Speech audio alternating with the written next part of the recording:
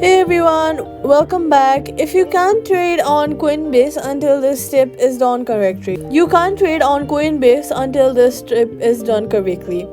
First, open the Coinbase app and then go to their settings. After that, head over to accounts limits or verify identity. Then choose your ID type, password, driver license, or national ID. Then take clear photos in a good lighting. Make sure all details are readable and not blurry. Also, you'll need to clean your camera lens if it's coming blurry. So, make sure to wipe your camera with a soft tissue and not something hard so it won't scratch your camera and make the matters worse.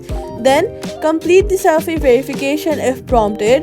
After that, wait for a confirmation. This can take minutes or up to 24 hours, so you'll have to wait. Using real details can match your account avoids verification failure, and that's it. Subscribe for more quick fixes.